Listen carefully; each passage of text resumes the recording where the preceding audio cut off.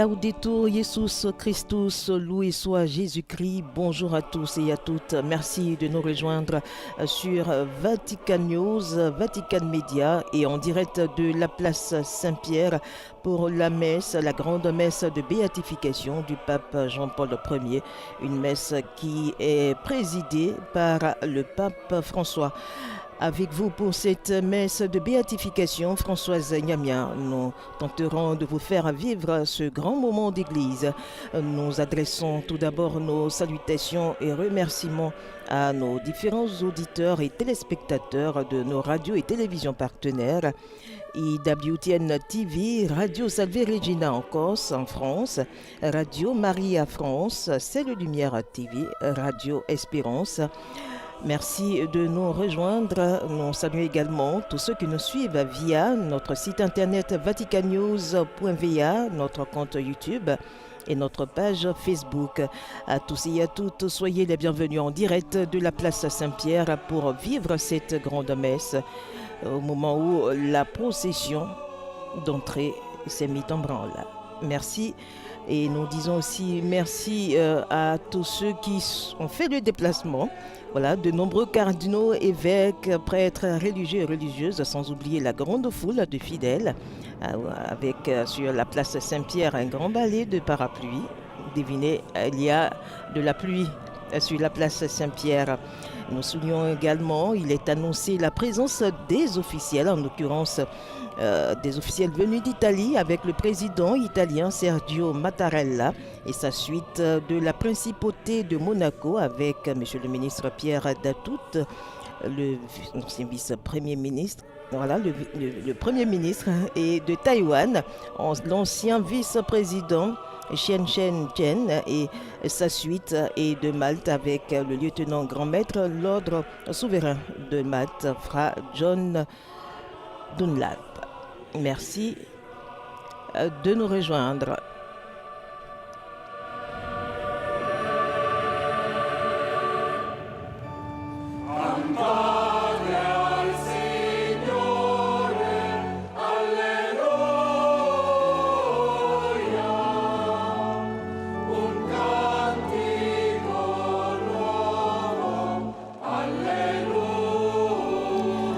Le pape François qui est déjà à l'hôtel et vous entendez la chorale chanter pendant qu'est encensé l'hôtel.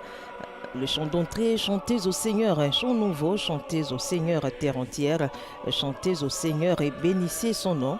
De jour en jour, proclamez son salut, racontez à tous les peuples sa gloire, à toutes les nations ses merveilles. Il est grand, le Seigneur hautement doué, redoutable au-dessus de tous les dieux. Ce sont quelques paroles de ce chant d'entrée à la messe de béatification du pape Jean-Paul Ier, un chant d'entrée tiré des psaumes 95 et 97.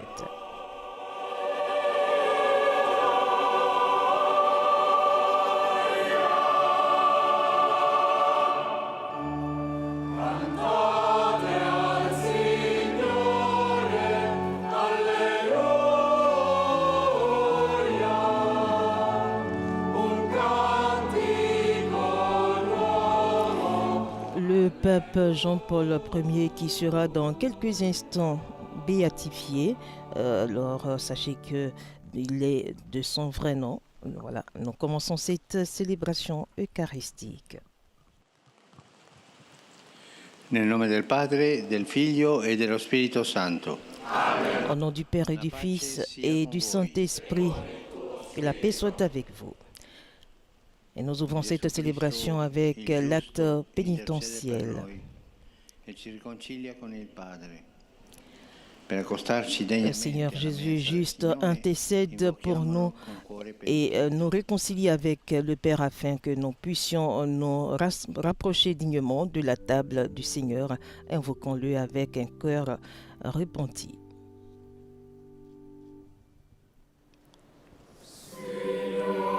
Le Kyrie.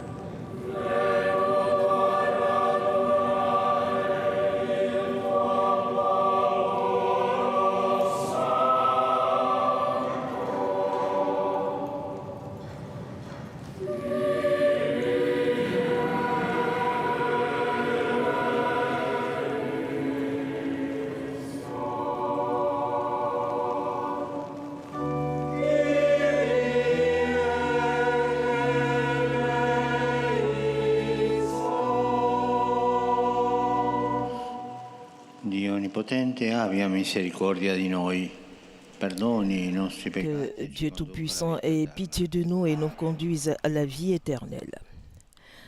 Nous allons tout de suite entrer dans le rite de béatification. Une messe qui est présidée par le pape. Alors, s'avance à l'autel devant le pape. Le cardinal, le monseigneur Renato Marangoni, l'évêque de Bennuno Feltre, qui s'avance avec le postulateur, le cardinal Stella, l'évêque, qui va donc demander au Saint-Père de bien vouloir procéder à la béatification du Seigneur, du serviteur du Seigneur Jean-Paul Ier pape.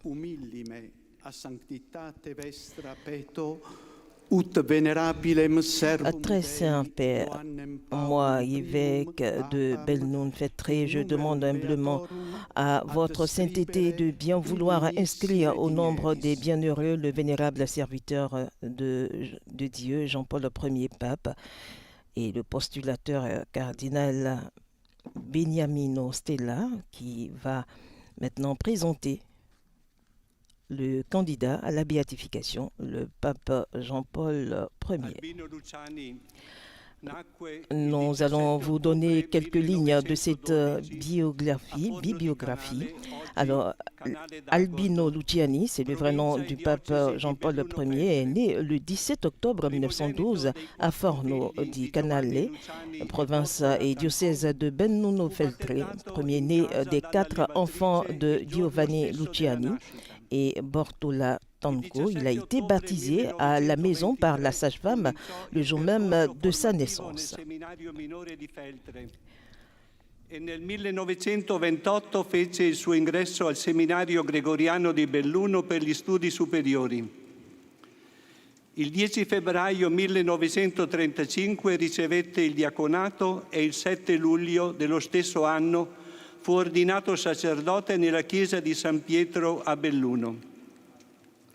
Dopo un breve periodo come vicario cooperatore di Canale d'Agordo e coadiutore ad Agordo, si dedicò per un ventennio nel seminario diocesano all'insegnamento della teologia dogmatica e del diritto canonico e secondo le necessità di altre discipline.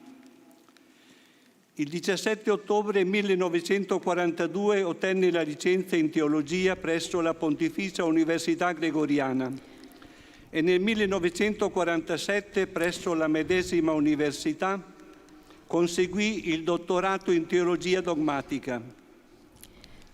Le 17 octobre 1923, Albino Luciani, qui commence sa formation au petit séminaire de Feltre, et en 1928, il entre au séminaire grégorien de Bennuno pour ses études secondaires, philosophiques et théologiques. Le 10 février 1935, il reçoit le diaconat et le 7 juillet de la même année, il est ordonné prêtre dans l'église Saint-Pierre de Bennuno avec une dispense pontificale. Le 27 décembre suivant, il reçoit la consécration épiscopale dans la basilique Saint-Pierre des mains de Saint Jean XXIII. Le 11 janvier 1959, il entre dans le diocèse et la devise épiscopale Humilitas, empruntée à Saint Charles Borromée et Saint Augustin, et que Luciani a voulu faire imprimer sur ses armoiries, ainsi que les 3 étoiles indiquant la foi, l'espérance et la charité, ont marqué l'orientation constante de son ministère épiscopal.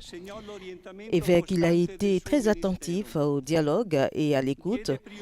Il a privilégié les visites pastorales et le contact direct avec les fidèles, se montrant sensible aux problèmes sociaux du territoire.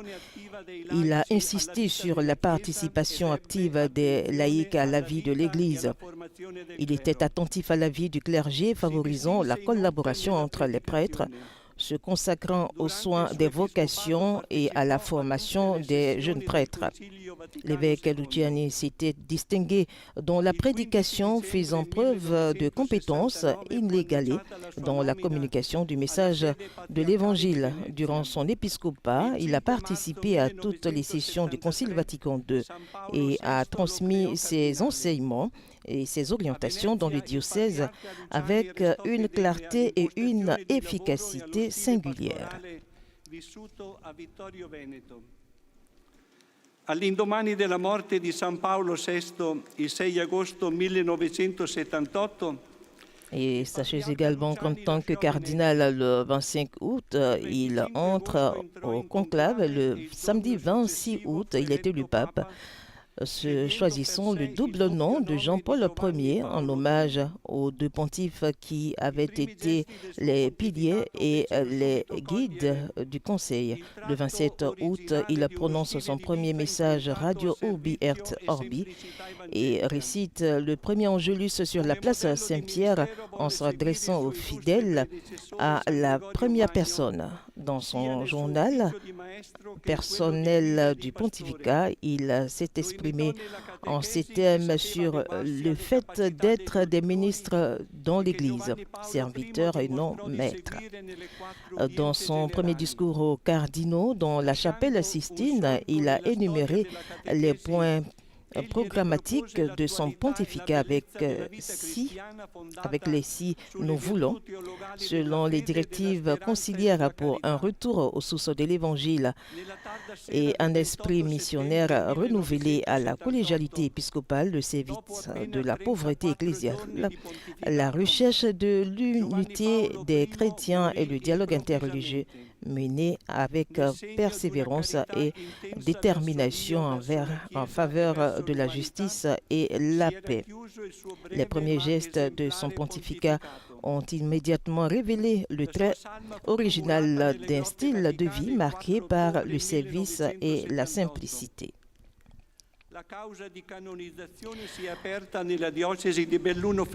Alors, au cours de ces années, il a publié des articles, comme l'a souligné le cardinal Stella. Il 13 ottobre 2021 è stato pubblicato il decreto con il quale Papa Francesco ha riconosciuto il miracolo attribuito all'intercessione di Giovanni Paolo I a favore di una bambina in fin di vita. Et le 27 septembre, il a conclu son magistère pontifical par une catéchèse, comme l'a souligné, et puis sous le signe d'une intense charité. Aujourd'hui, le pape Jean-Paul Ier sera béatifié. Et vous voulez entendre la bibliographie du pape Jean-Paul Ier, dans le décret par lequel le pape l'a reconnu, le miracle a été le 13 octobre 2021.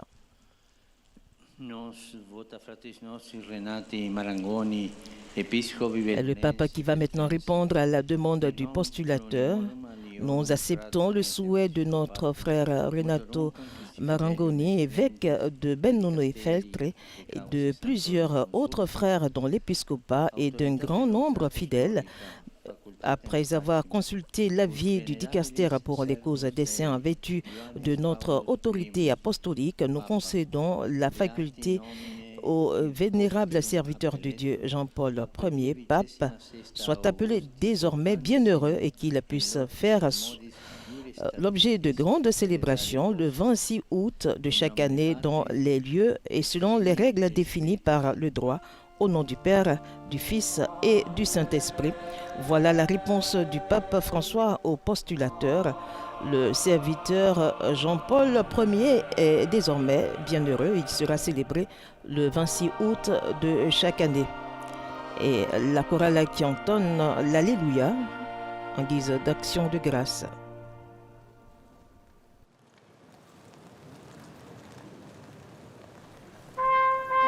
Et on va nous dévoiler au fur et à mesure l'image du pape Jean-Paul Ier, le bienheureux pape. Voilà. Pendant ce temps, la chorale qui chante l'Alléluia. un visage bien souriant du pape Jean-Paul Ier, désormais bienheureux, qui est acclamé par la foule place Saint-Pierre.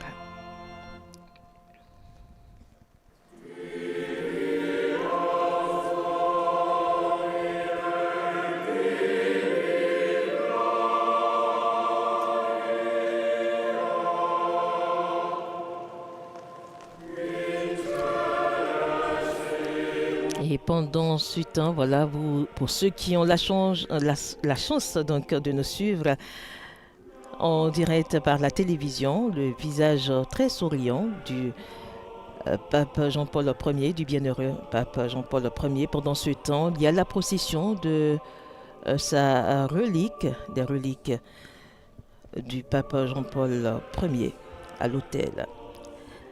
Et il s'agit pour cette relique, il s'agit d'un schéma de réflexion spirituelle sur les trois vertus théologales, la foi, l'espérance et la charité, qui rappelle le magistère des audiences générales des 13, 20 et 27 septembre 1978. Voilà, cette relique qui va être présentée au pape maintenant provient de l'archive privée d'Albino Luciani, patrimoine de la Fondation désormais du Vatican Jean-Paul Ier. Et c'est cette relique voilà, qui vient d'être installée à l'autel. Elle a été conçue et réalisée par le sculpteur italien Franco Murer. Il est composé d'un socle en pierre de Canale d'Agordo, lieu de naissance de Jean-Paul Ier.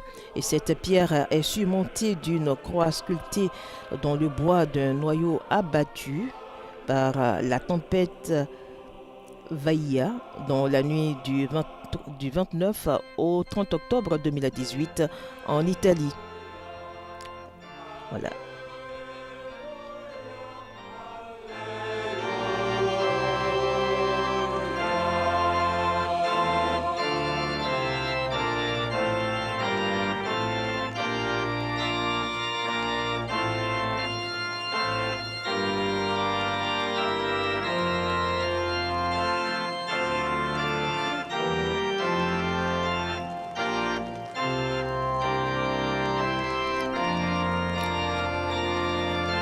Et cette relique va être maintenant encensée. Nous rappelons à tous ceux qui viennent de nous prendre en marche, vous êtes en direct de la place Saint-Pierre pour la messe de béatification du pape Jean-Paul Ier, le bienheureux pape Jean-Paul Ier.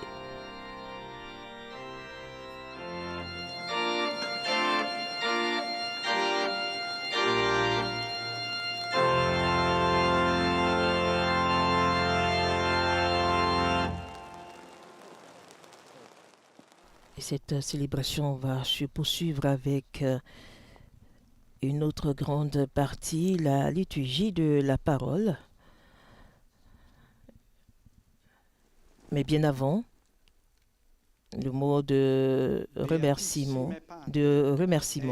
Episcopus Bellunensis Feltrensis, gratias ex animo sanctitati vestre ago, quod titulum beati hodie venerabilis servo Dei, l'évêque qui remercie le pape François d'avoir accepté la béatification du pape Jean-Paul Ier. Il monte maintenant à l'autel pour saluer le pape.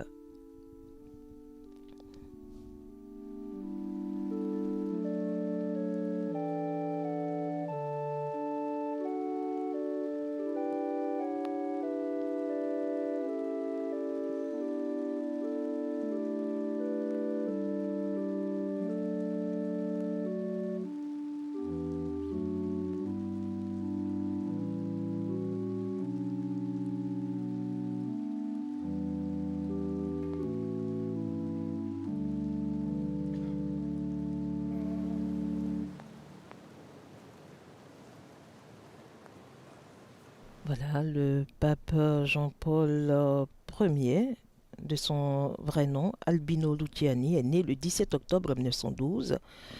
Il a été élu pape le 26 août 1978 sous le nom de Jean-Paul Ier, et vous entendez le Gloria.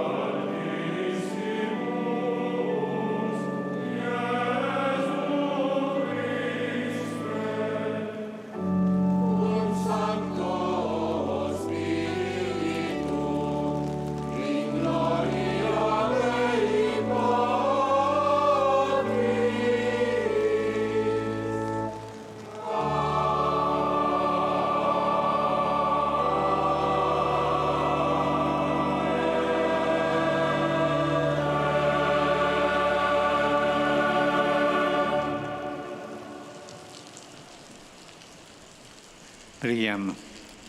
Prions.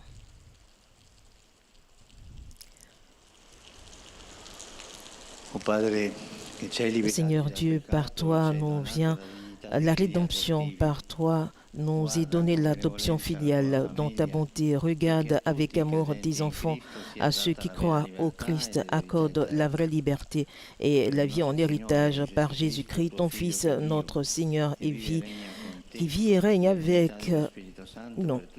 avec vous dans l'unité du Saint-Esprit pour les siècles des siècles. Amen. Nous entamons maintenant la liturgie de la parole.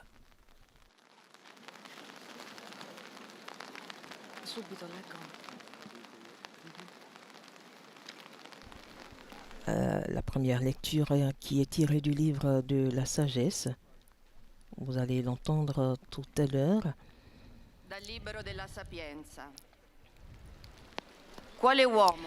Quel homme peut découvrir les intentions de Dieu? Qui peut comprendre les volontés du Seigneur? Les réflexions des mortels sont incertaines et nos pensées instables. Car un corps périssable appesantit notre âme et cette enveloppe d'agile alourdit notre esprit aux mille pensées. Nous avons peine à nous représenter ce qui est sur terre et nous trouvons avec effort ce qui est à notre portée, ce qui est dans les cieux. Qui donc l'a découvert? Et qui aurait connu ta volonté si tu n'avais pas donné la sagesse et envoyé d'en haut ton Esprit Saint? C'est ainsi que les sentiers des habitants de la terre sont devenus droits. C'est ainsi que les hommes ont appris ce qui te plaît et par la sagesse ont été sauvés.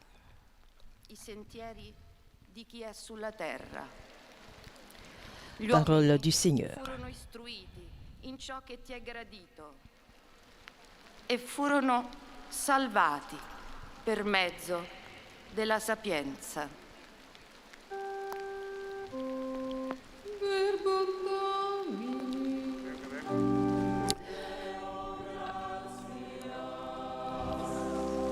La première lecture que vous venez d'entendre va être suivie du psaume responsoriel, le psaume 89. D'âge en âge, Seigneur, tu as été notre refuge.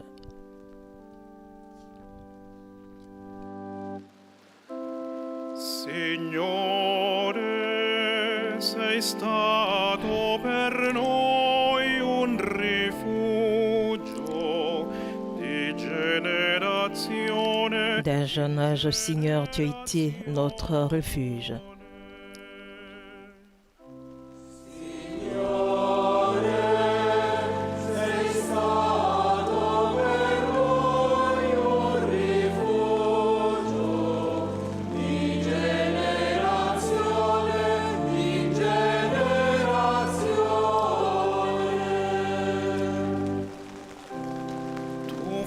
Tu fais retourner l'homme à la poussière. Tu es dit, retournez, fils d'Adam. À tes yeux, 1000 ans sont comme hier. C'est un jour qui s'en va, une heure dans la nuit.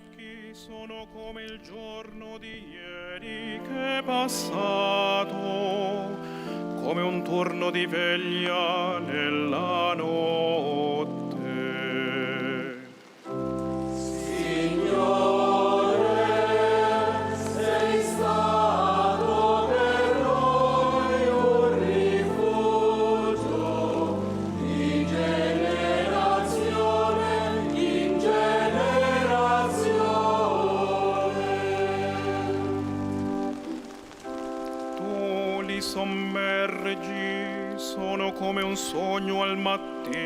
Tu les as balayés. Ce n'est qu'un songe dès le matin.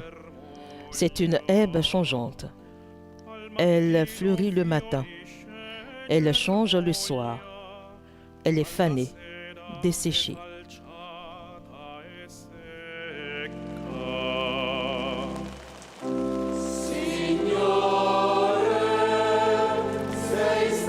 D'âge en âge, Seigneur, tu as été notre refuge.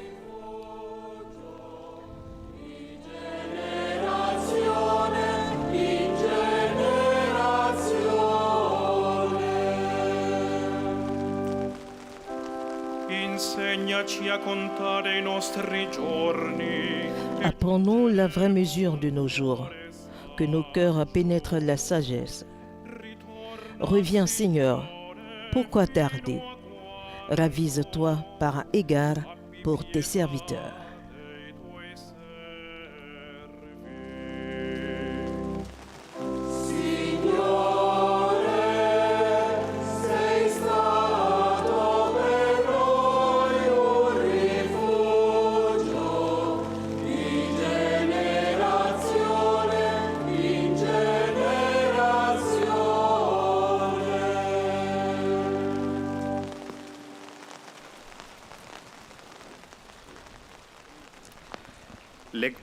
La deuxième lecture tirée de la lettre de Saint Paul à l'apôtre Philémon. Bien-aimé, moi Paul, tel que j'ai su, un vieil homme, et qui plus être prisonnier maintenant à cause du Christ, j'ai quelque chose à te demander pour Onésime, mon enfant à qui en prison j'ai donné la vie dans le Christ. Je te le renvoie, lui qui est comme mon cœur. Je l'aurais volontiers gardé auprès de moi pour qu'il me rende des services en ton nom, à moi qui suis en prison à cause de l'Évangile. Mais je n'ai rien voulu faire sans ton accord, pour que tu accomplisses ce qui est bien, non par contrainte, mais volontiers.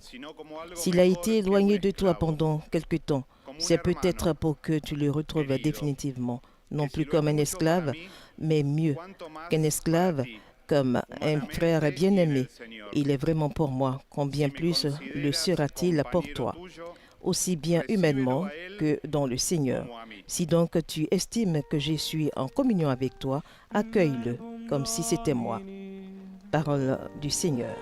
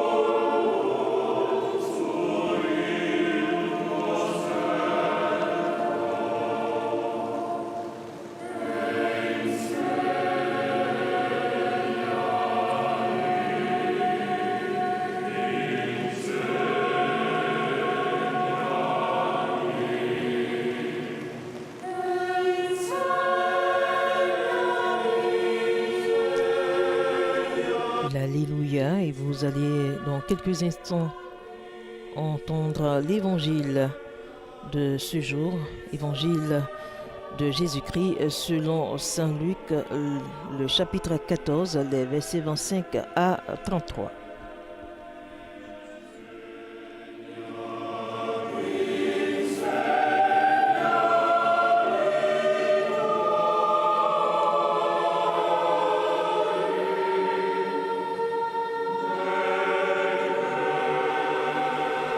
Nous assistons à la procession de l'évangéliaire portée par le diacre, dont sera proclamé l'évangile.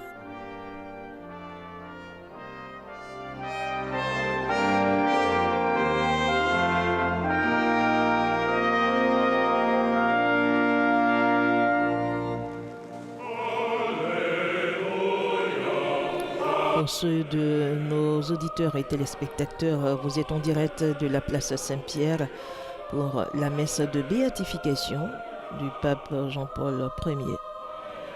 Désormais, le bienheureux pape Jean-Paul Ier.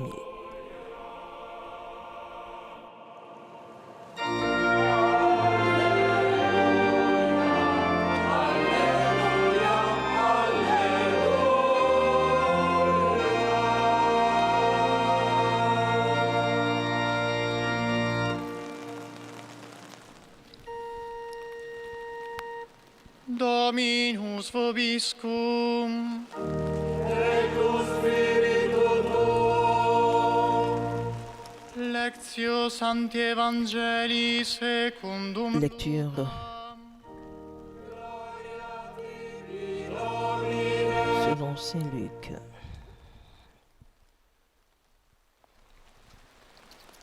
Le diacre qui encense l'évangéliaire.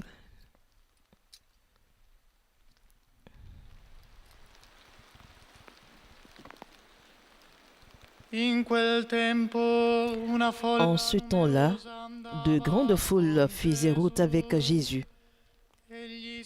Il se retourna et leur dit: si quelqu'un vient à moi sans me préférer à son père, sa mère, sa femme, ses enfants, ses frères et sœurs, et même à sa propre vie, il ne peut pas être mon disciple.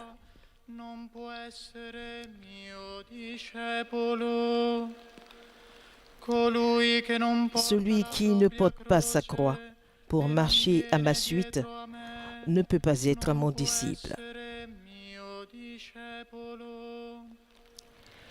Quel est celui d'entre vous qui, voulant bâtir une tour, ne commence pas par s'asseoir pour calculer la dépense et voir s'il a de quoi à aller jusqu'au bout?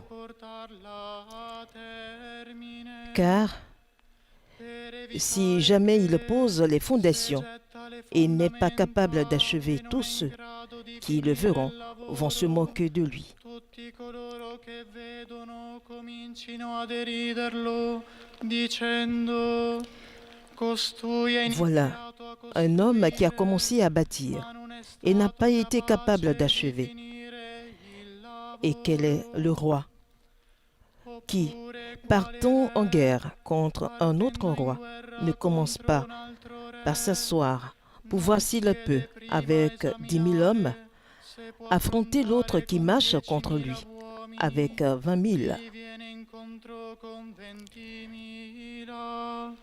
S'il ne le peut pas, il envoie pendant que l'autre est encore loin une délégation pour demander les conditions de paix. Ainsi donc, celui d'entre vous qui ne renonce pas à tout ce qui lui appartient ne peut pas être mon disciple. Acclamons la parole de Dieu. Verbum Domini.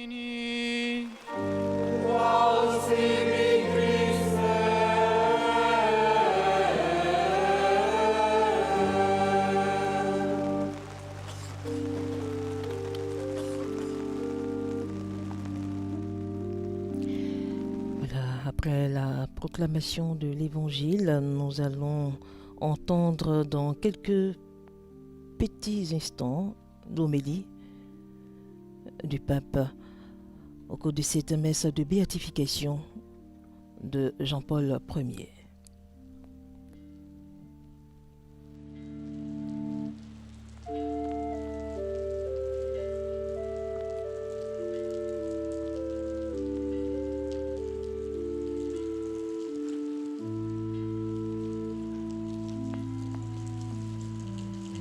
Gesù è in cammino verso Gerusalemme. Jésus est en chemin vers Jérusalem. Et l'évangile d'aujourd'hui dit que de grandes foules faisaient route avec lui. Faire route avec lui signifie le suivre, c'est-à-dire devenir des disciples. Pourtant, le Seigneur fait à ces personnes un discours peu attrayant et très exigeant.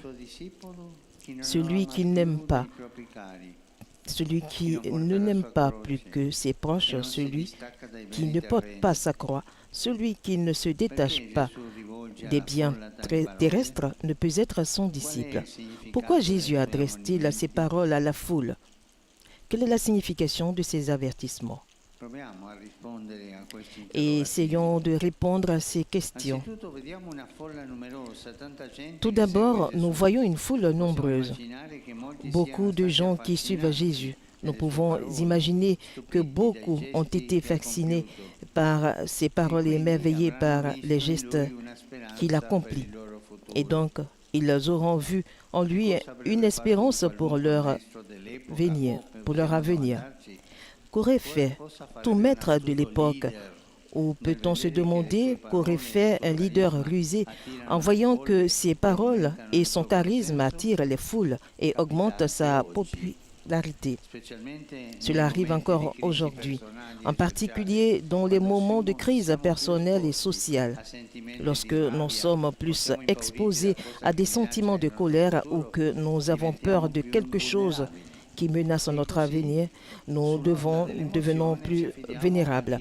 Et ainsi, dans l'émotion du moment, nous nous confions à ceux qui savent manœuvrer avec dextérité et ruse en profitant des peurs de la société et nous promettant d'être le sauveur qui résoudra les problèmes. Alors, qu'en réalité, ils veulent accroître leur popularité et leur pouvoir. L'Évangile nous dit que Jésus ne fait pas ainsi. Le style de Dieu est différent. C'est important de comprendre le style de Dieu.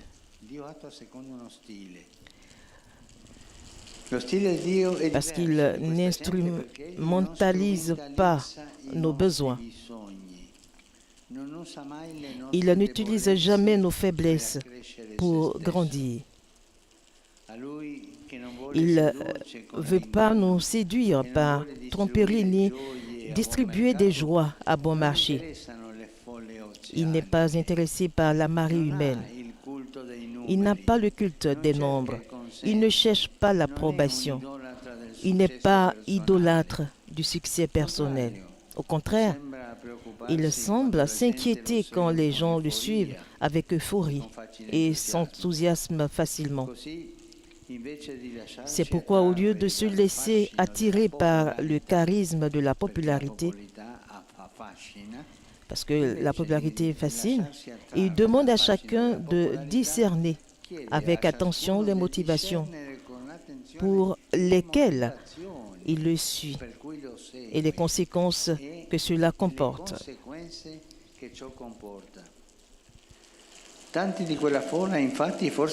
En effet, beaucoup parmi ces foules suivaient peut-être Jésus parce qu'ils espéraient qu'il serait un chef qui les délivrerait des ennemis, quelqu'un qui prendrait le pouvoir et qui le partagerait avec eux, ou bien quelqu'un qui faisait des miracles, résoudrait les problèmes de la faim et des maladies.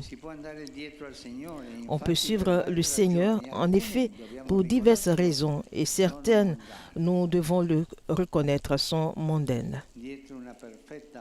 Derrière une apparence religieuse parfaite, on peut se cacher la simple satisfaction de ses besoins, la recherche du prestige personnel, le désir d'avoir un rôle, de contrôler les choses, le désir de prendre la place et d'obtenir les privilèges, l'aspiration à recevoir la reconnaissance et ainsi de suite. Tout se passe encore aujourd'hui avec les chrétiens.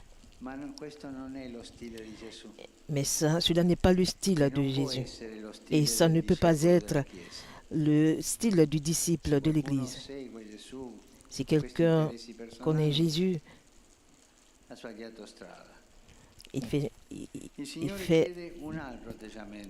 il est possible d'en arriver à instrumentaliser Dieu pour tout cela. Ce n'est pas le style de Jésus et cela ne peut pas être. Au contraire, cela signifie aussi porter la croix, comme lui, se charger de ses fardeaux et ceux des autres, faire de sa vie un don, non une possession, la dépense en imitant l'amour généreux et miséricordieux qu'il a pour nous. Il s'agit de choix qui engagent la totalité de l'existence. C'est pourquoi Jésus désire que le disciple ne mette rien en avant cet amour, pas même les affections les plus chères et les biens les plus grands. Mais pour faire cela, il faut le regarder plus que nous-mêmes, apprendre l'amour, le puiser du crucifié. Là, nous voyons cet amour qui se donne jusqu'à la fin, sans mesure et sans limite. Aimer sans mesure. Nous-mêmes, dit le pape Luciani, nous sommes de la part de Dieu objets d'un amour sans déclin. Sans déclin. Il ne s'éclipse jamais de notre vie. Il resplendit toujours sur nous et éclaire même les nuits les plus sombres. Et alors, en regardant le crucifié, nous sommes appelés à la hauteur de cet amour, à nous purifier de nos idées déformées sur Dieu et de nos fermetures, à l'aimer lui et les autres dans l'Église et dans la société, même ceux qui ne la pensent pas comme nous, même les ennemis. Aimer, même si cela coûte la croix, du sacrifice, du silence, de l'incompréhension, de la solitude, du fait d'être entravé et persécuté parce que, disait encore Jean-Paul Ier, si tu veux embrasser Jésus crucifié, tu ne peux pas faire moins que de te pencher sur la croix et te laisser piquer par quelques épines de la couronne qui se trouve sur la tête du Seigneur. L'amour jusqu'au bout avec toutes ses épines, non pas les choses faites à moitié, les arrangements ou la vie tranquille. Si nous ne visons pas haut, si nous ne risquons pas, si nous ne nous contentons d'une foi à l'eau de rose, nous sommes, dit Jésus, comme celui qui veut construire une tour, mais ne calcule pas bien les moyens pour le faire. Il pose les fondations ensuite, n'est pas capable d'achever. Si par peur de nous perdre, nous renonçons à nous donner, nous laissons les choses inachevées, les relations, le travail, les responsabilités qui nous sont confiées, les rêves et même la foi. Et alors, nous finissons par vivre à moitié, sans jamais faire le pas décisif, sans décoller, sans risquer. Vivere senza mai fare il passo decisivo, questo significa vivere a metà, senza decollare, senza rischiare per il bene, sans jamais faire le pas décisif, sans décoller, sans risquer pour le bien, sans vraiment nous engager pour les autres. Jésus nous demande ceci: vis l'Évangile et tu vivras la vie, non pas à moitié mais à fond, sans compromis. Vivre l'Évangile, vivre la vie, sans compromis. Frères et sœurs, le nouveau bienheureux a vécu ainsi, dans la joie de l'Évangile, sans compromis, aimant jusqu'à la fin. Il a incarné la pauvreté du disciple, qui n'est pas seulement se détacher des biens matériels, mais surtout vaincre la tentation de mettre son moi au centre et chercher sa gloire. Au contraire, suivant l'exemple de Jésus, il a été un pasteur doux et humble. Il se considérait comme la poussière sur laquelle Dieu avait daigné écrire. C'est pourquoi il disait, le Seigneur a beaucoup recommandé, soyez humbles, même si vous avez accompli de grandes choses. Dites, nous sommes des serviteurs inutiles. Avec le sourire, le pape Luciani a réussi à transmettre la bonté du Seigneur. C'est beau. Une église au visage joyeux, serein et souriant, qui ne ferme jamais les portes, qui n'endurcit pas les cœurs, qui ne se plaint pas et qui ne nourrit pas de ressentiment, qui n'est pas en colère ni l'intolérance, qui ne se présente pas de manière hargneuse, qui ne souffre pas de nostalgie du passé. Prions notre Père et Frère, demandons-lui de nous obtenir le sourire de l'âme. Demandons avec ses paroles ce qu'il avait l'habitude de demander. Demandons-lui ce que lui avait l'habitude de demander.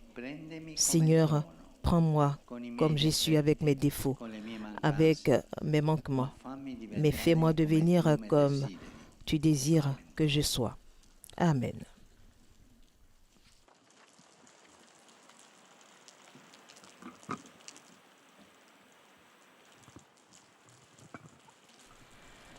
Un moment de silence après l'homélie du pape.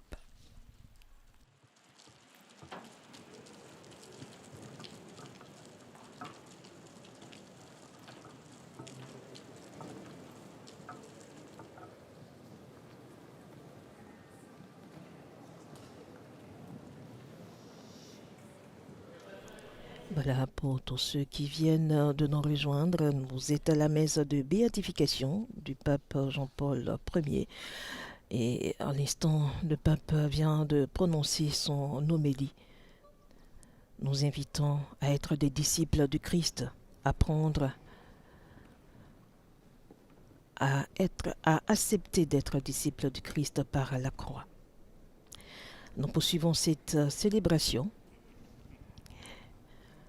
Et juste après cette homélie, nous allons entendre le credo, suivra la prière universelle.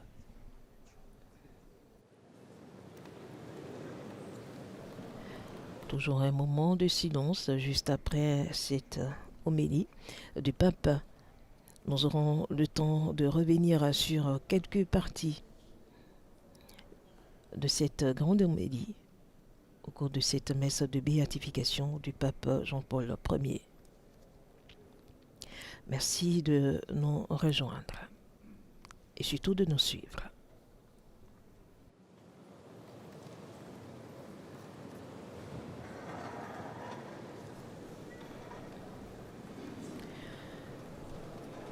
Le pape qui préside cette messe avec bien d'autres cardinaux présents sur cette place Saint-Pierre, des pèlerins, nombreux sont les pèlerins qui ont effectué le déplacement sous cette pluie.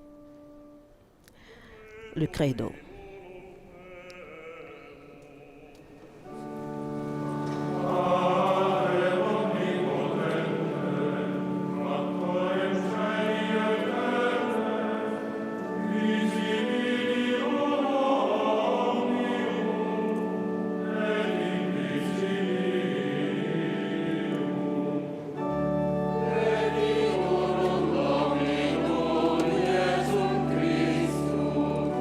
Christus,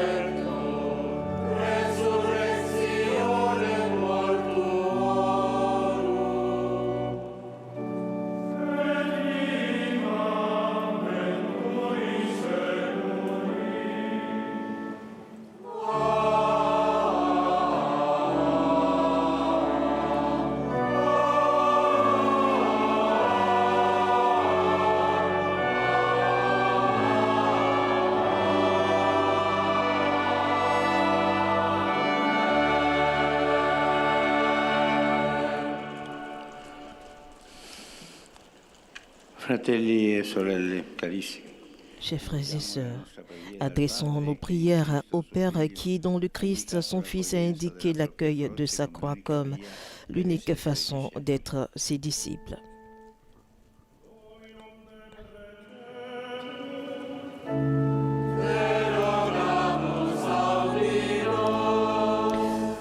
Implorons le Seigneur, non t'en supplions, pour la Sainte Église de Dieu, afin qu'en accueillant avec joie et gardant fidèlement la parole du Seigneur, elle continue de montrer au monde la sagesse de la croix et parvienne à une pleine connaissance de la volonté du Père.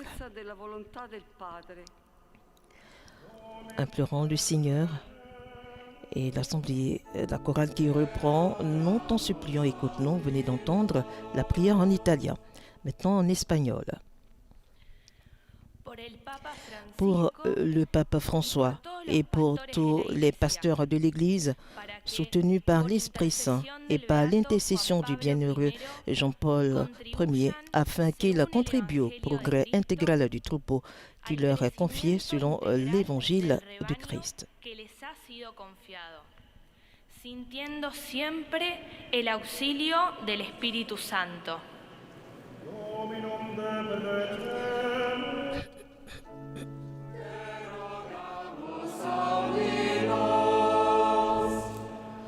En chinois.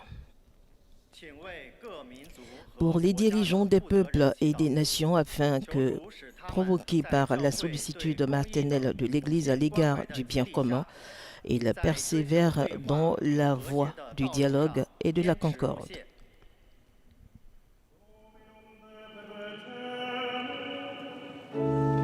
Implorons le Seigneur, nous t'en supplions, écoute-nous. En anglais. Pour tous ceux qui sont opprimés par la pauvreté, la maladie, les guerres et les persécutions, afin qu'ils puissent connaître dans la souffrance la proximité et la solidarité de leurs frères et sœurs à travers la parole et des gestes concrets de charité.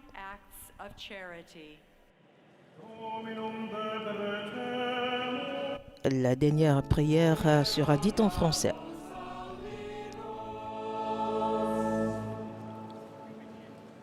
Pour notre assemblée eucharistique, réunie dans la louange joyeuse pour le don du bienheureux Jean-Paul Ier, afin qu'elle accueille comme un exemple de vie l'humilité, la simplicité évangélique et la charité qu'il a témoigné par son ministère pastoral.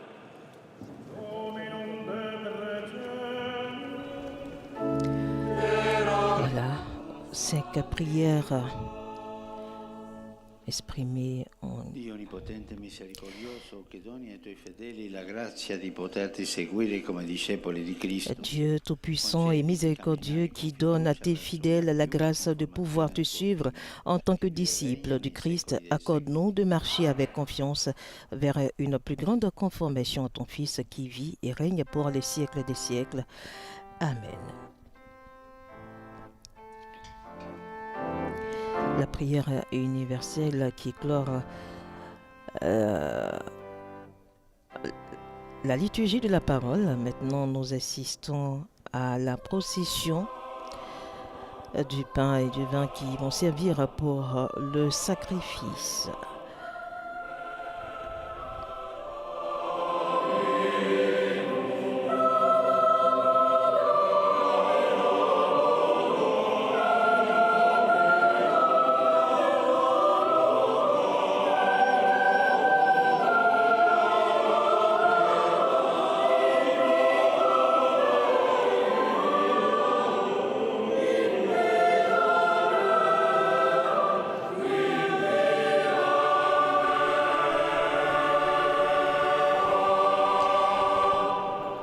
Le pape Jean-Paul Ier, nous lui disions, est né le 17 octobre 1912.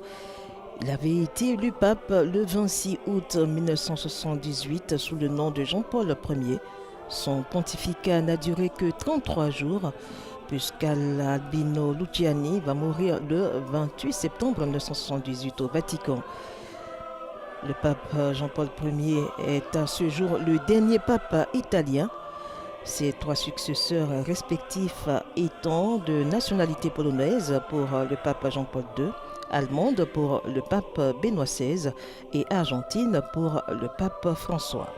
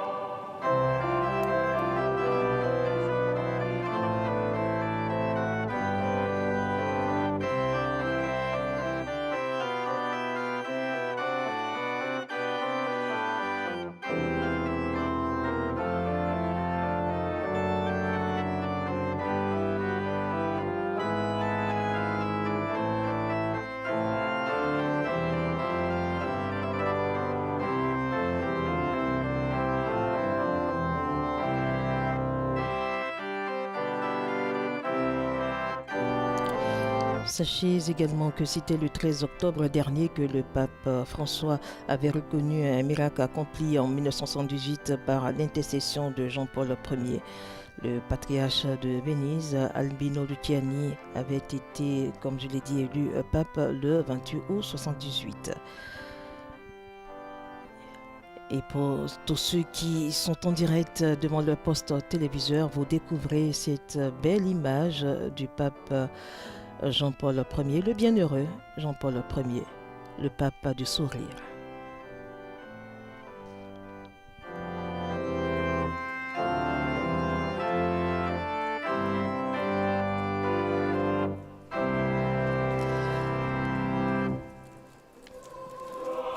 Le pape Jean-Paul Ier qui sera le 6e pape du XXe siècle à être inscrit dans le livre des bienheureux.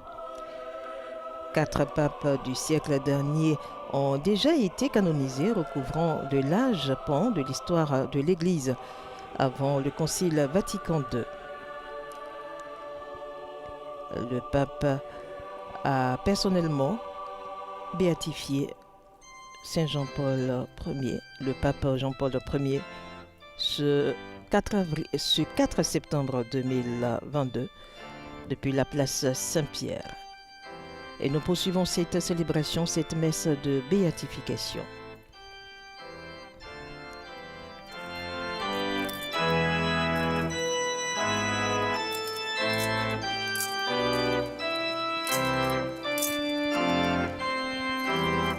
L'autel qui est encensé, nous sommes dans la liturgie eucharistique.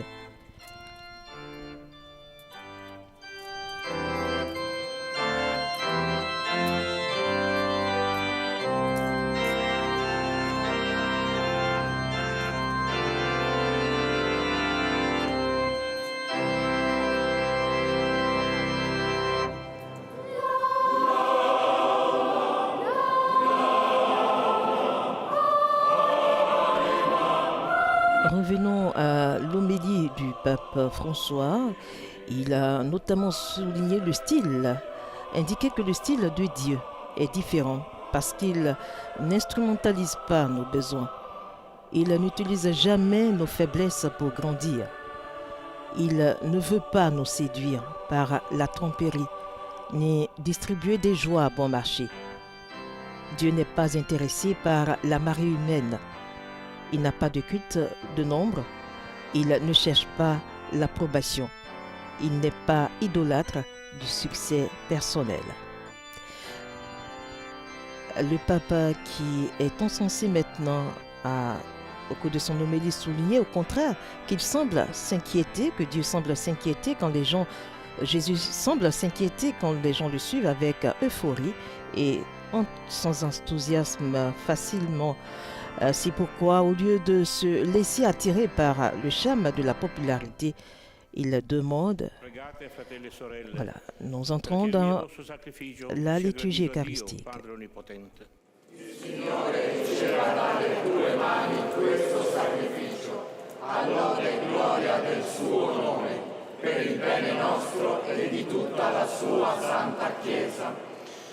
O Dio, sorgente della vera pietà e della pace, salga a te nella celebrazione di questi santi misteri la giusta adorazione per la tua grandezza e si rafforzino la fedeltà e la concordia dei tuoi figli. Per Cristo nostro Signore. Amen.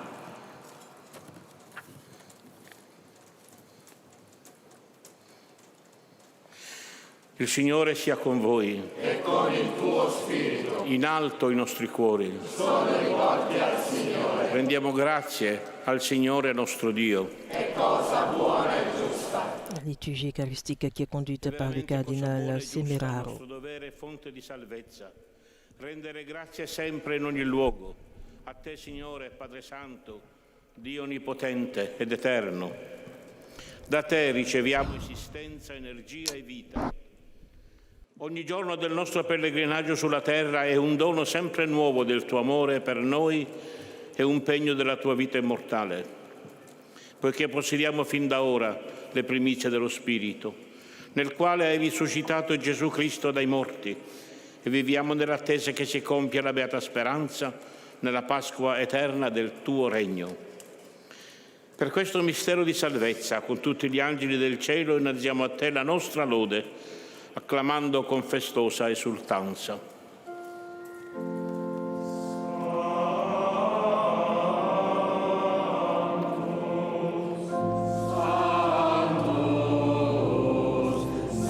Le Sanctus, qui est chanté à l'instant.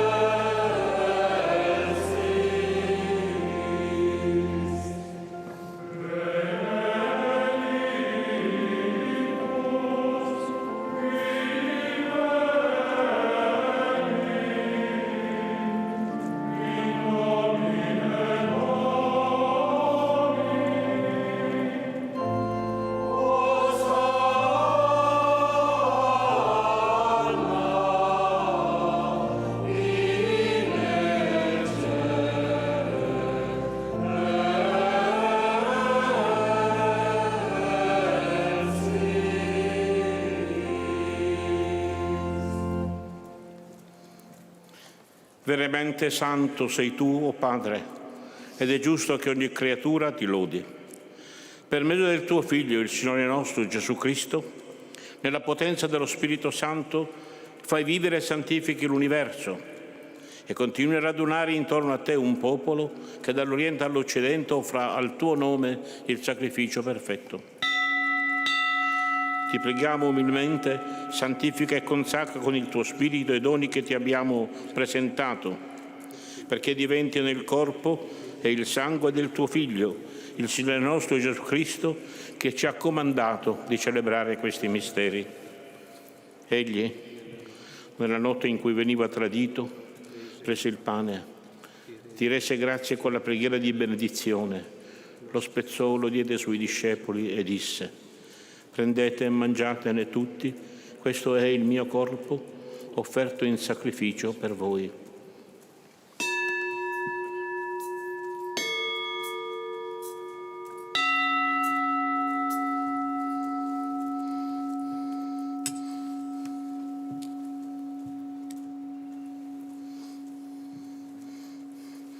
Allo stesso modo, dopo aver cenato, prese il calice, ti rese grazie con la preghiera di benedizione, lo diede ai suoi discepoli e disse: prendete e bevetene tutti, Questo è il calice del mio sangue per la nuova ed eterna alleanza, versato per voi e per tutti in remissione dei peccati. Fate questo in memoria di me. La coupe qui est élevée à l'adoration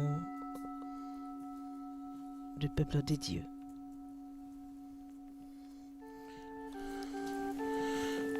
Mistero della fede.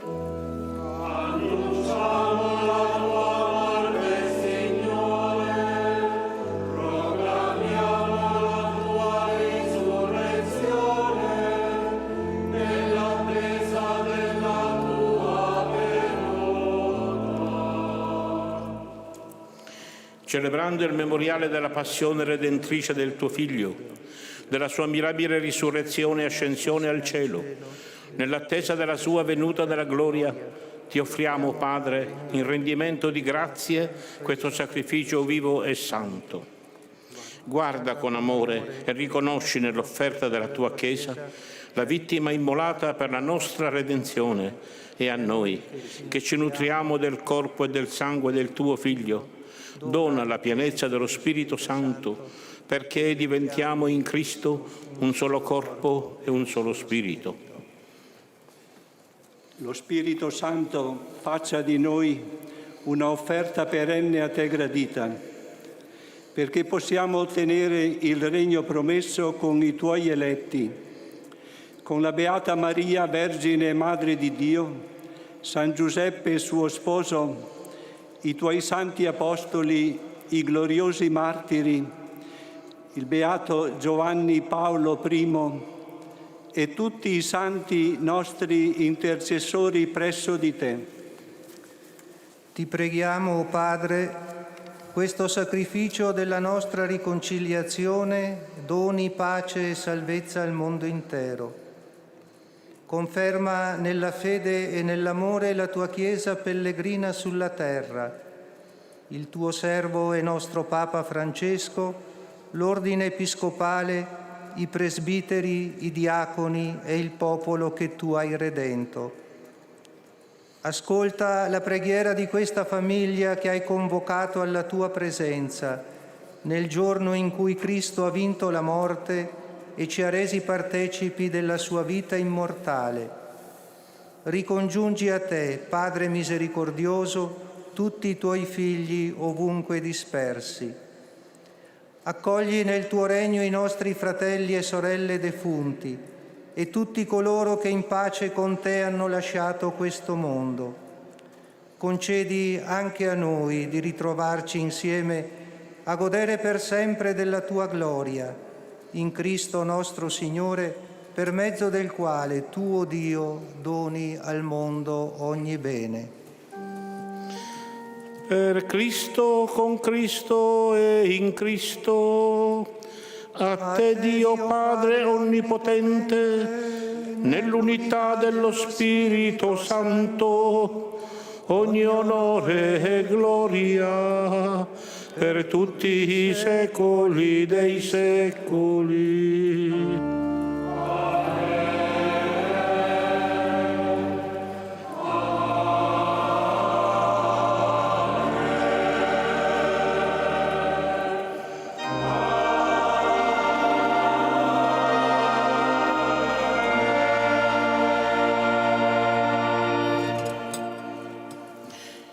Guidati dallo Spirito di Gesù e illuminati dalla sapienza del Vangelo, possiamo dire: Le Notre Père.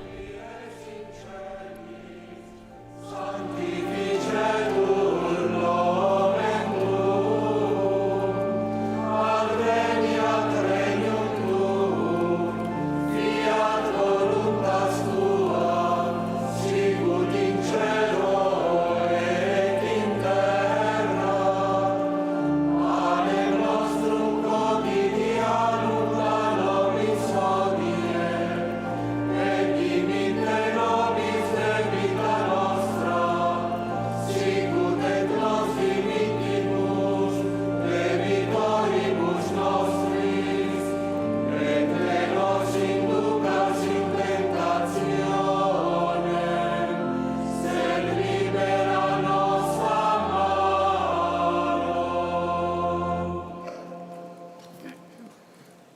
Liberaci, o Signore, da tutti i mali.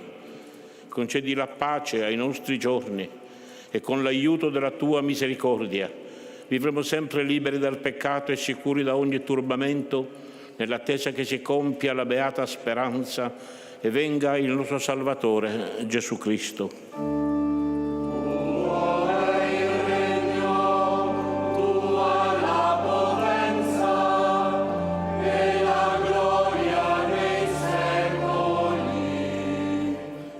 Signore Gesù Cristo, che hai detto ai tuoi apostoli: vi lascio la pace, vi do la mia pace.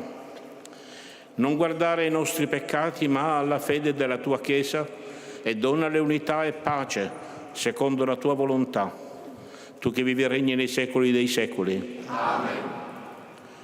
La pace del Signore sia sempre con voi. E con il tuo spirito.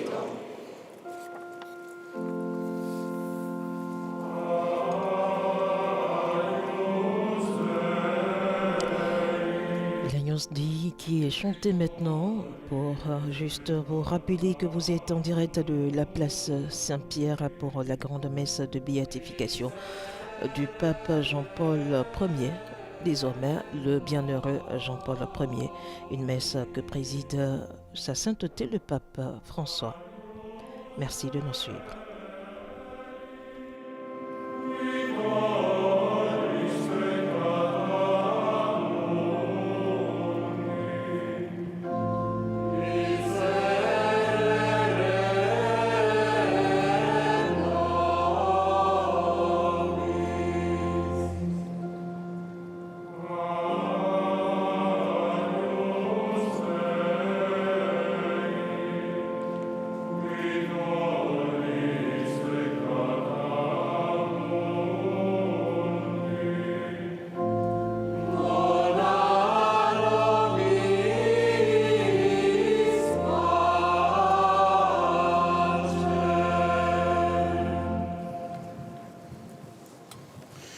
Ecco l'agnello di Dio, ecco colui che toglie i peccati del mondo. Beati gli invitati alla cena dell'agnello. O Signore, non sono degno di partecipare alla tua mensa, ma di soltanto una parola e io sarò salvato.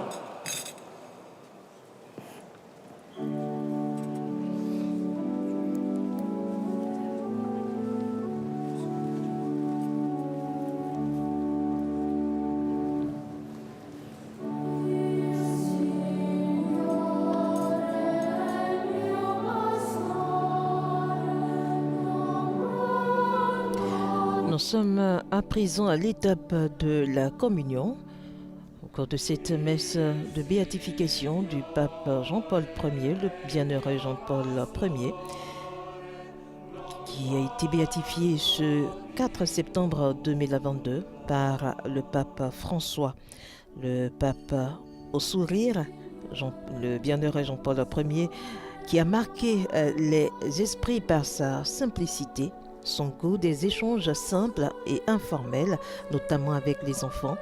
Il a gardé une grande popularité en Italie et dans le reste du monde.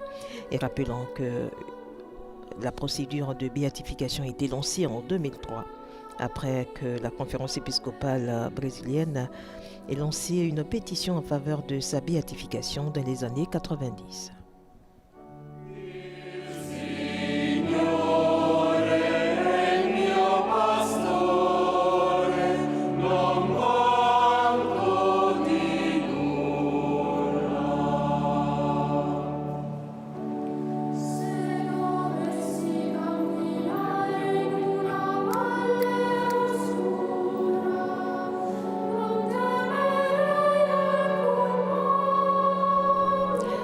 Également, sachez que depuis quelques mois, la maison du village de Canale d'Agordo, dans le nord de l'Italie, où Albino Luciani, le bienheureux pape, est né en 1912, est à nouveau ouverte aux visiteurs après une longue restauration.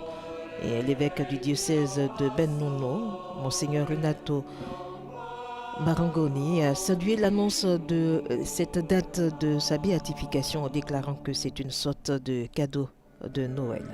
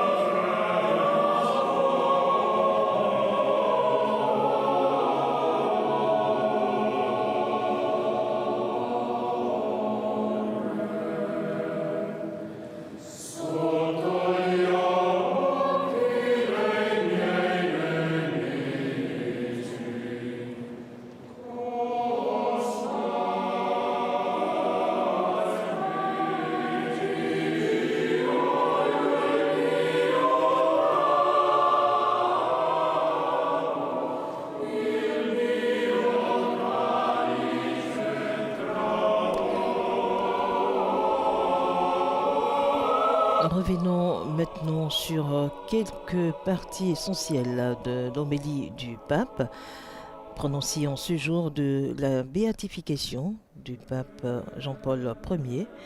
Le pape qui a notamment indiqué qu'on peut suivre le Seigneur. En effet, pour diverses raisons, et certaines, nous devons le reconnaître, sont mondaines. Derrière une apparence religieuse parfaite, on peut cacher la simple satisfaction de ses biens, la recherche du prestige personnel, le désir d'avoir un rôle, de contrôler les choses, le désir de prendre la place et d'obtenir les privilèges. L'aspiration à recevoir la reconnaissance est ainsi de suite. Et il est possible d'en arriver à instrumentaliser Dieu pour cela. Mais ce n'est pas le style de Jésus, a fait savoir le pape, et cela ne peut pas être le style du disciple et de l'Église.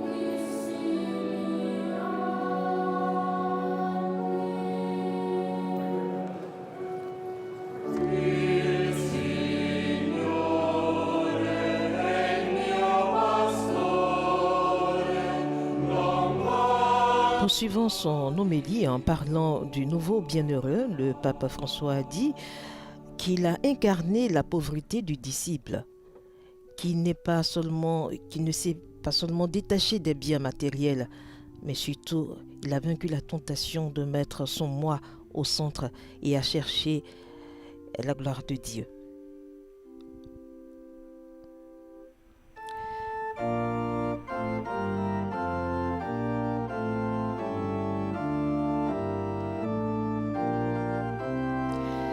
François a également souligné en disant que le pape Jean-Paul Ier, le bienheureux Jean-Paul Ier, se considérait comme la poussière sur laquelle Dieu avait daigné écrire.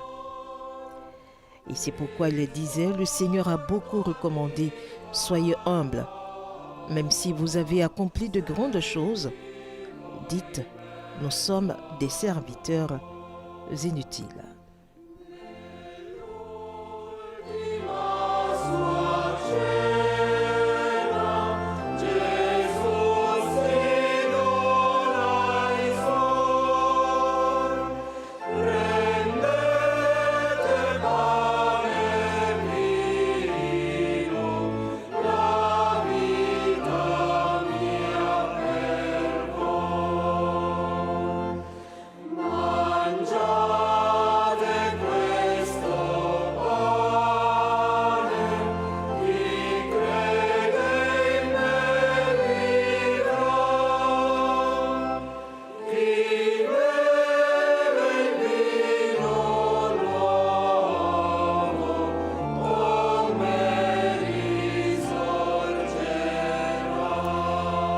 Sachez également qu'il y a un peu plus d'un an qu'a été fondée par le pape la Fondation Vaticane Jean-Paul Ier, qui est destinée à valoriser le patrimoine culturel, religieux et documentaire du bienheureux Jean-Paul Ier.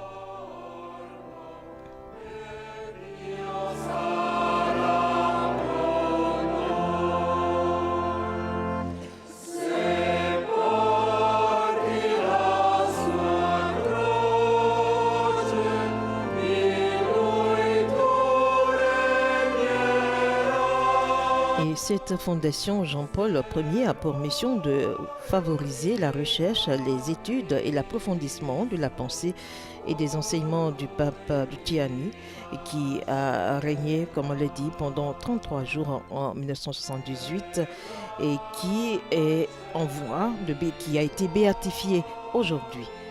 des bourses d'études, une activité éditoriale et des conférences doivent participer à cet effort pour mieux faire connaître ce souverain pontife et diffuser son hérédité théologique et culturelle.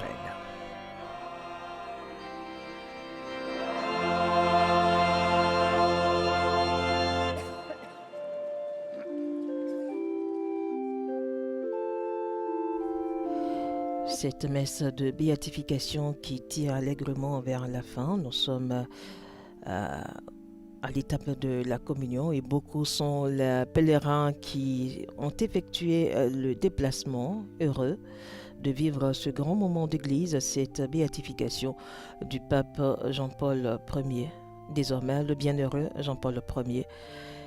Et le processus de canonisation va se poursuivre.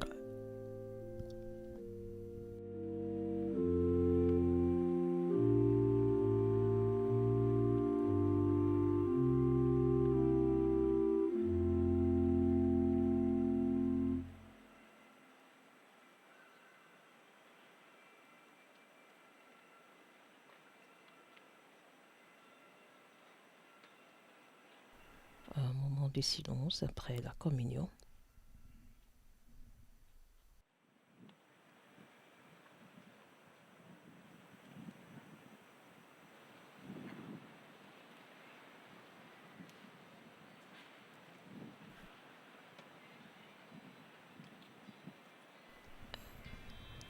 Rappelons que le processus de béatification et de canonisation comprend 4 grandes étapes. La première étape est d'être serviteur des dieux, la seconde, vénérable, la troisième, bienheureux, et la dernière, patient. Nous aurons, si le temps nous le permet, de revenir en détail sur ces grandes étapes du processus de béatification et de canonisation.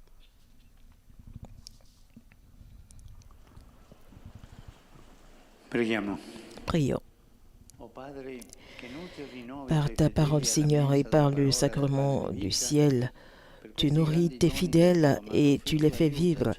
Accorde-nous de si bien profiter de tels dons, que nous soyons associés pour toujours à la vie de ton Fils bien-aimé, lui qui vit et règne pour les siècles des siècles. Amen.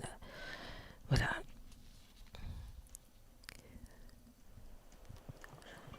Le pape qui va prendre la parole. Cari fratelli e sorelle, prima di concludere questo... Chers frères et sœurs, avant de conclure cette célébration, j'adresse à vous tous mes salutations et je vous remercie pour cette participation. Je suis reconnaissant envers tous ces cardinaux, les prêtres et cardinaux venus de différents pays. Je salue également les officiels.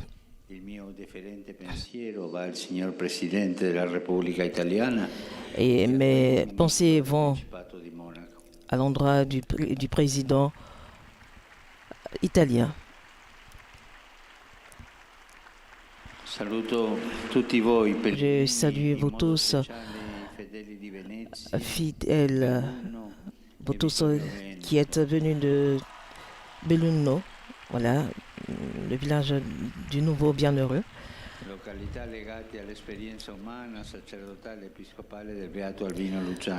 Le pape qui adresse également ses salutations à tous les prêtres, évêques. Prions la Vierge Marie pour le don de la paix au monde, spécialement pour l'Ukraine. Marie est la première disciple parfaite du Christ. Et nous allons réciter l'Angelus.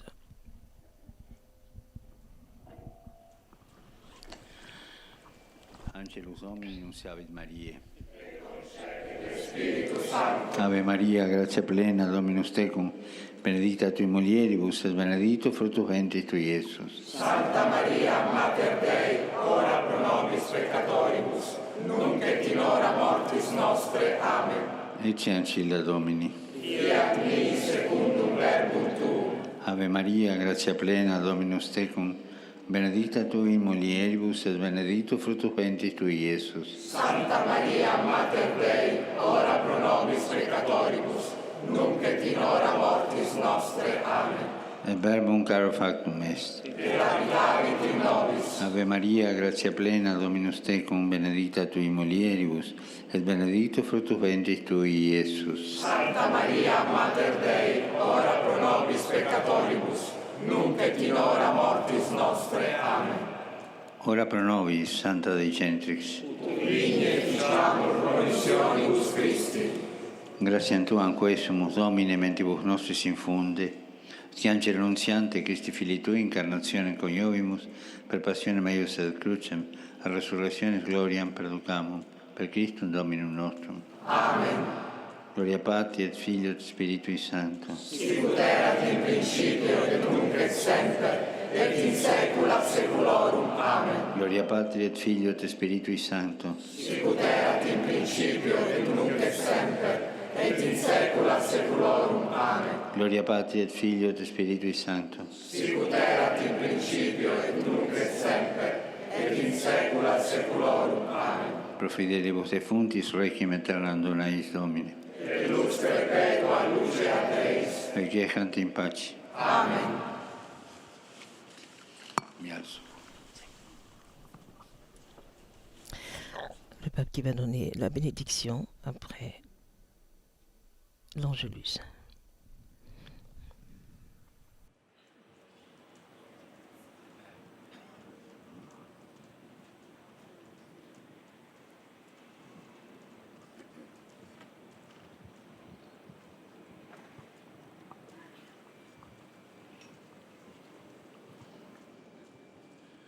Dominus vobiscum. Et cum spiritu tuo. Sit nomen Domini benedictum. Et hoc nunc et usque in saeculum. Aiutorium nostrum in nomine Domini. Qui fecit caelum et terram.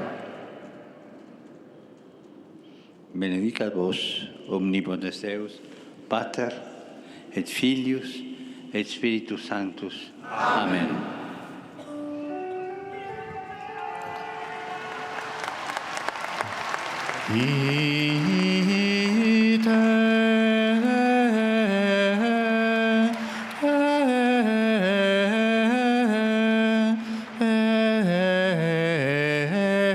Missa est.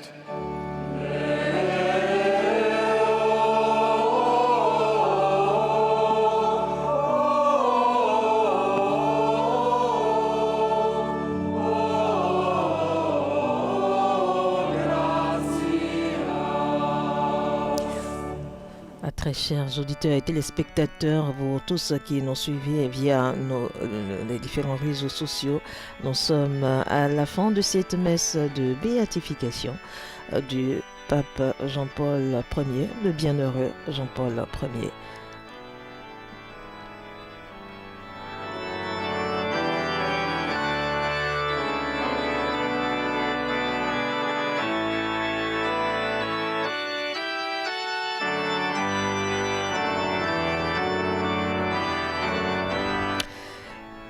Et ce sont environ 25 000 fidèles qui ont effectué le déplacement à la place Saint-Pierre pour vivre ce grand moment d'église, cette béatification du pape Jean-Paul Ier.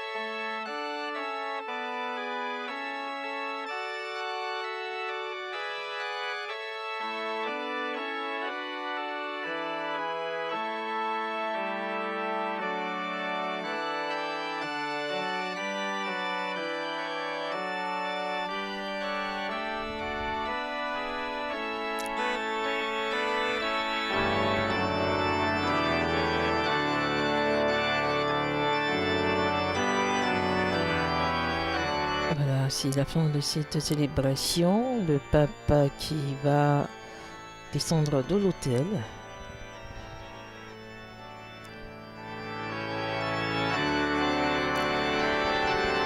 Merci à tous ceux qui ont effectué le déplacement.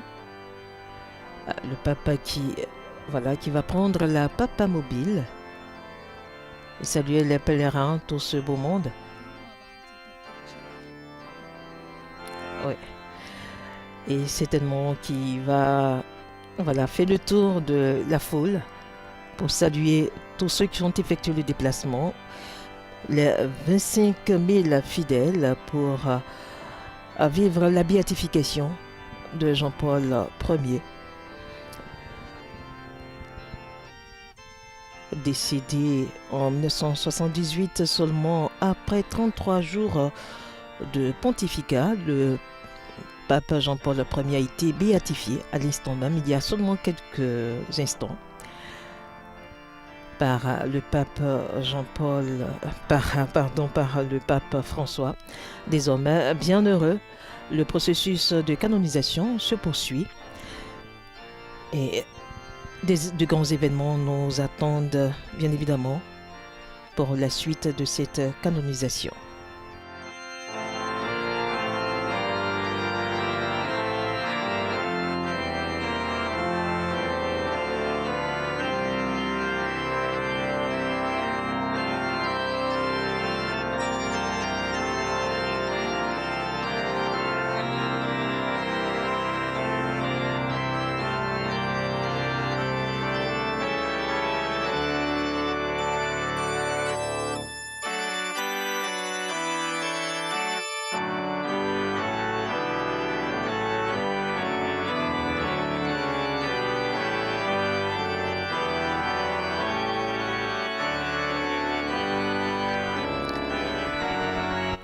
La foule toute joyeuse qui attend le passage du pape dans sa papa mobile.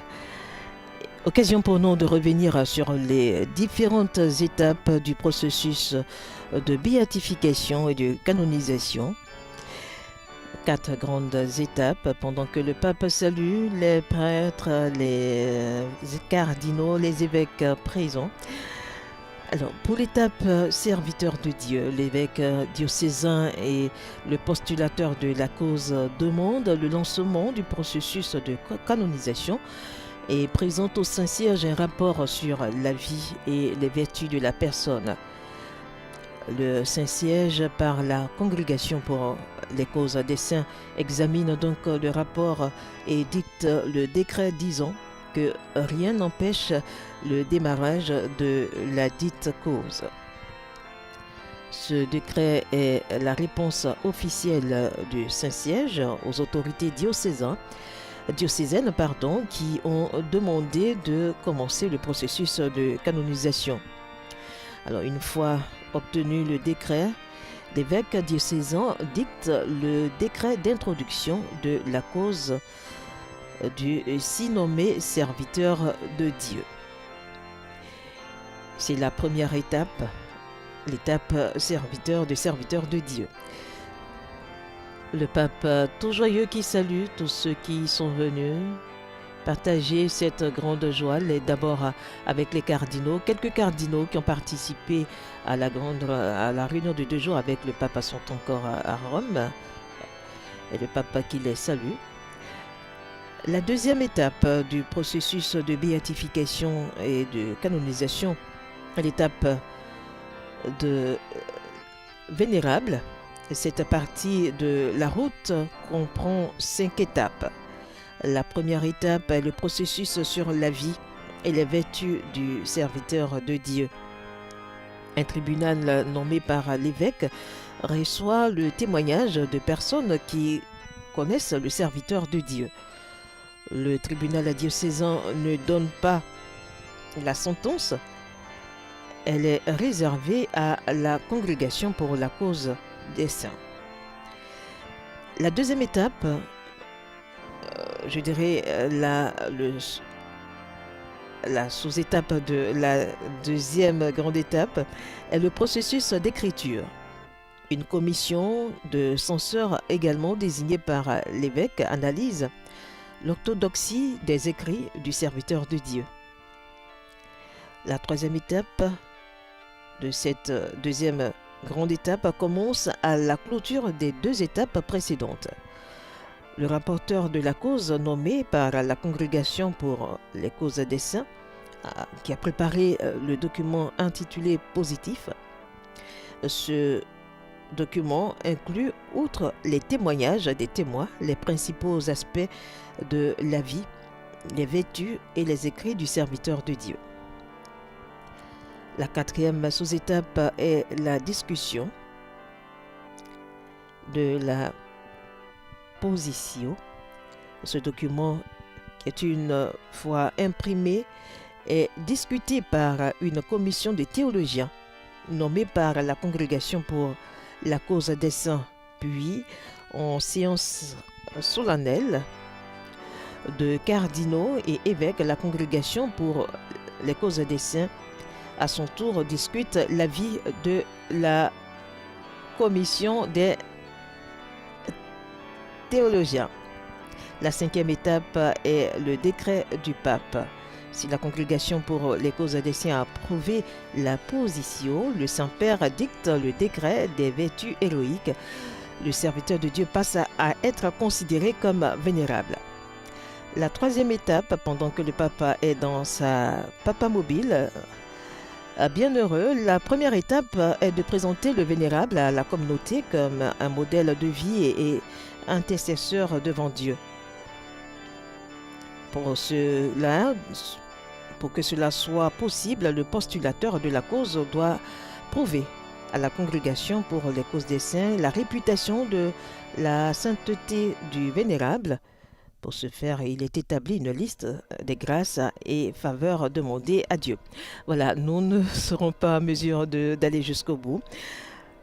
Nous allons conclure pendant que le pape salue tous ses pèlerins. Il fait un tour d'honneur de la place Saint-Pierre pour saluer tous ses pèlerins.